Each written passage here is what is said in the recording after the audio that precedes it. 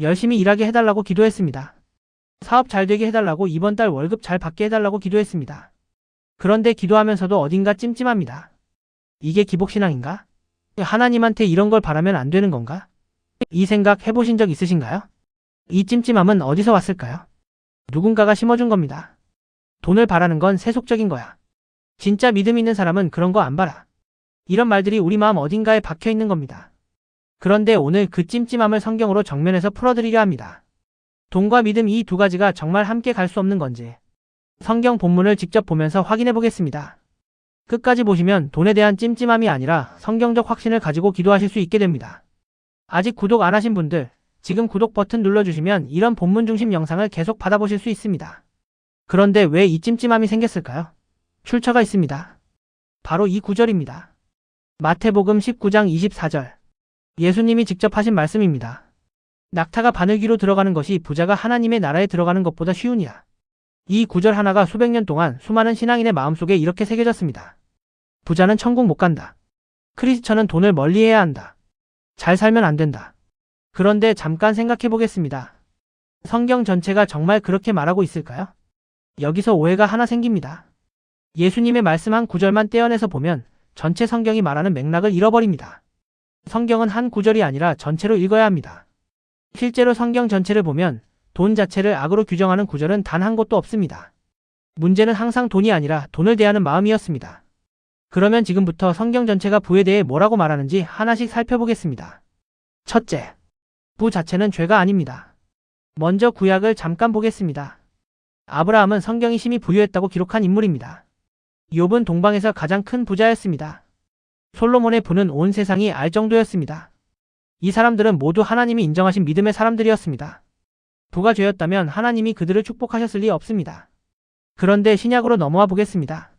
예수님의 제자들은 어땠을까요? 맞습니다. 그들 대부분은 가난했습니다. 어부였고 세리였고 변방의 사람들이었습니다. 사역하면서 한 곳에 정착하지 못하고 떠돌았습니다. 당시 이스라엘은 로마의 식민지 아래에 있었습니다. 세금은 무거웠고 갈릴리 어부들의 삶은 고됐습니다. 제자들이 가진 것은 배 한 척과 그물, 그리고 부르심에 응답한 믿음뿐이었죠. 그런데 여기서 중요한 사실이 있습니다. 누가복음 8장을 보겠습니다.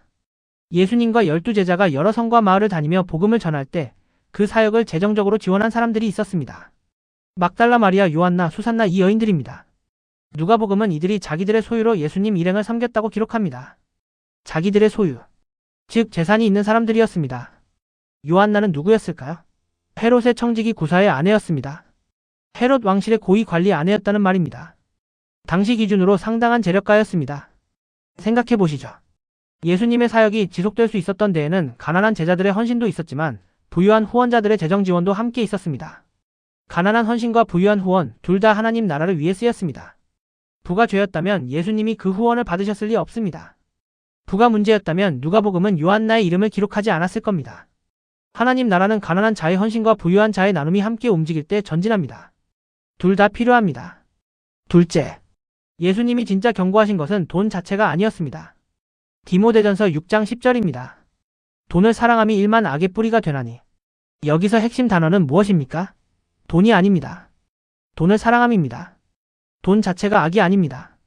돈을 하나님보다 더 사랑하는 마음, 그것이 문제입니다. 그런데 오늘 우리가 살아가는 현대 사회를 한번 보겠습니다. 솔직히 말씀드리겠습니다. 현대인에게 돈은 단순한 교환 수단이 아닙니다. 돈은 안전입니다. 자유입니다. 권력입니다. 통장 잔고가 두둑하면 마음이 든든하고 잔고가 바닥나면 불안이 밀려옵니다. 이게 자연스러운 감정이긴 합니다. 그런데 문제는 이 감정이 점점 커져서 하나님 자리를 대신하기 시작할 때입니다. 재미있는 이야기 하나 드릴게요. 미국의 한 설문조사에서 사람들에게 이런 질문을 했습니다. 당신이 진정으로 안전하다고 느끼려면 지금보다 얼마나 더 있어야 합니까? 연봉 5천만 원인 사람은 1억은 있어야라고 했습니다. 연봉 1억인 사람은 2억은 있어야라고 했습니다. 연봉 2억인 사람은 5억은 있어야라고 했습니다. 정답이 없었습니다. 얼마를 가져도 더 많이 가져야 안전하다고 느꼈습니다. 이게 바로 돈이 우상이 된 증거입니다. 우상은 항상 더 많은 것을 요구합니다. 우상은 절대 이 정도면 충분하다고 말하지 않습니다. 성경은 이것을 이미 알고 있었습니다. 예수님은 마태복음 6장 24절에서 이렇게 말씀하셨습니다. 너희가 하나님과 재물을 겸하여 섬기지 못하느니라. 여기서 재물로 번역된 단어가 만몬입니다. 만몬은 단순히 돈이 아닙니다. 돈을 의지하고 돈에게 안전을 구하고 돈에게 미래를 맡기는 태도입니다. 그것이 바로 현대판 우상 숭배입니다. 하루의 불안이 어디서 오는지 생각해 보시죠. 돈 걱정입니까? 아니면 하나님을 신뢰하지 못하는 데서 오는 겁니까? 하나님보다 돈을 더 의지하는 것은 단순한 세속적 욕심이 아닙니다. 그것은 영적 위험입니다. 하나님의 자리에 다른 것을 놓는 것, 그것이 성경이 말하는 우상 숭배입니다. 잠언 11장 28절은 이렇게 말합니다. 자기의 재물을 의지하는 자는 패망하려니와 의인은 푸른 잎사귀 같아서 번성하리로다. 재물을 의지하는 것과 하나님을 의지하는 것, 이 둘은 반드시 하나를 선택해야 합니다. 칼은 도구입니다.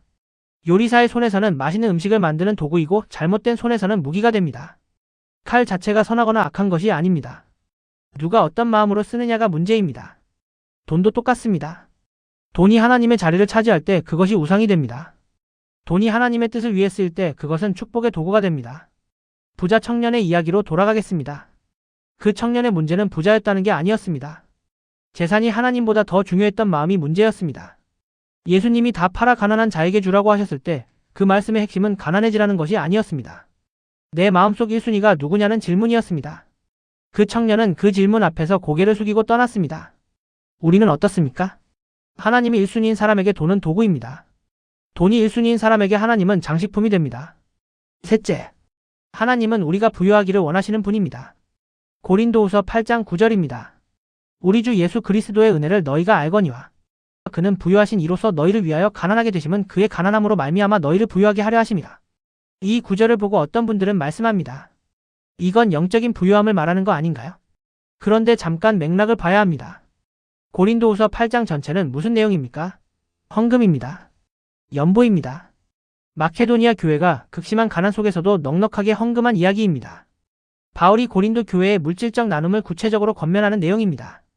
8장 20절을 보면 바울은 이렇게 말합니다. 이 풍성한 연보라는 표현을 씁니다. 여기서 연보는 실제 돈입니다. 추상적인 개념이 아닙니다. 8장 전체가 실제 돈 이야기를 하는 맥락 속에서 구절이 등장합니다. 이 흐름 속에서 부유하게 하려 하심은 단순히 마음의 평안이나 영적 충만함만을 가리키지 않습니다. 물질적 풍요를 분명히 내포하고 있습니다. 예수님은 하늘의 부유함을 내려놓으시고 이 땅에 오셨습니다. 그 목적이 무엇입니까? 우리를 부유하게 하시려는 것입니다. 물질을 포함한 온전한 부유함입니다. 또한 고린도후서 9장 8절을 보겠습니다. 하나님이 능히 모든 은혜를 너희에게 넘치게 하시나니 이는 너희로 모든 일에 항상 모든 것이 넉넉하여 모든 착한 일을 넘치게 하게 하려 하심이라. 여기서 모든 것이 넉넉하여라는 표현 역시 실제 물질적 넉넉함을 포함합니다. 왜일까요? 그 다음 구절이 이어지기 때문입니다. 모든 착한 일을 넘치게 하게 하려. 즉 넉넉해야 나눌 수 있기 때문입니다. 빈손으로는 줄 수 없습니다. 하나님은 우리가 쪼들리며 사는 것을 보시며 흐뭇해하시는 분이 아닙니다. 그분은 우리에게 상 주시고 복 주시기를 기뻐하시는 분입니다. 그 풍요가 흘러넘쳐 이웃에게 닿기를 원하십니다. 잠깐. 그래도 낙타와 바늘기 구절은 어떻게 설명하실 건가요? 이런 의문이 드실 수 있습니다. 맞습니다. 이 구절은 반드시 짚고 넘어가야 합니다. 마태복음 19장 24절 다시 보겠습니다. 먼저 이 말씀의 대상이 누구였는지 봐야 합니다. 바로 앞 구절인 16절에서 22절을 보면 예수님은 부자 청년과 대화하고 계셨습니다. 그 청년은 율법을 다 지켰다고 자부하면서도 재산을 내려놓으라는 말에 근심하며 떠난 사람이었습니다. 그 청년의 문제가 무엇이었습니까? 돈이 많았다는 것이 아니었습니다. 돈이 하나님보다 먼저였다는 것이었습니다. 예수님은 그 청년의 마음속 우상을 드러내신 겁니다. 모든 부자에게 동일하게 다 팔라고 명령하신 게 아닙니다. 그 청년의 특수한 상황에서 그 청년의 마음속 문제를 짚으신 것입니다. 또한 당시 유대 문화에서 바늘기는 예루살렘 성벽의 작은 문을 가리킨다는 해석이 있습니다. 낙타가 짐을 다 내려놓고 무릎을 꿇어야만 겨우 통과할 수 있는 문입니다. 부자가 하나님 나라에 들어가려면 내려놓음이 필요하다는 것입니다. 부 자체를 버리라는 것이 아니라 부에 대한 집착을 내려놓으라는 말씀입니다. 예수님은 이 말씀 직후에 이렇게 덧붙이셨습니다. 사람으로는 할 수 없으나 하나님으로서는 다 하실 수 있느니라. 부자도 하나님의 은혜로 구원받을 수 있다는 말씀입니다. 부가 죄가 아님, 이것이 성경의 일관된 메시지입니다.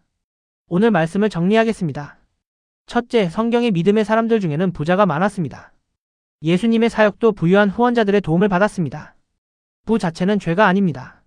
둘째, 예수님이 경고하신 것은 돈이 아니라 돈을 사랑하는 마음입니다. 현대사회에서 돈은 안정과 미래의 자리를 차지하려 합니다. 하나님보다 돈을 의지하는 것, 그것이 현대판 우상 숭배입니다. 이것은 단순한 욕심의 문제가 아닙니다. 영적 위험입니다. 셋째, 하나님은 우리를 부유하게 하시길 원하십니다. 고린도후서 8장 9절은 물질적 풍요를 포함한 온전한 부유함을 말합니다. 하나님은 우리가 쪼들리는 것을 기뻐하시는 분이 아닙니다. 그 풍요가 흘러넘쳐 이웃에게 닿기를 원하십니다. 그렇다면 오늘 여러분께 한 가지를 제안드립니다. 오늘부터 물질을 위한 기도에서 찜찜함을 내려놓으시기 바랍니다. 대신 이렇게 기도해 보십시오. 하나님, 저를 부유하게 하셔서 당신의 나라를 위해 쓰임받게 해주십시오. 청지기의 기도입니다. 받는 것이 목적이 아니라 받아서 흘려보내는 것이 목적인 기도입니다. 아침에 일어나서 통장 잔고보다 하나님을 먼저 확인하는 사람. 불안이 올 때 돈 계산보다 말씀을 먼저 붙드는 사람. 그 사람이 돈의 주인이 되는 사람입니다. 그 사람에게 돈은 우상이 아니라 도구가 됩니다. 돈을 죄악시하는 것도 성경적이지 않습니다. 돈을 우상화하는 것도 성경적이지 않습니다. 하나님의 청지기로 사는 것, 그것이 우리의 사명입니다. 오늘 영상이 도움이 되셨다면 좋아요와 구독 부탁드립니다. 감사합니다.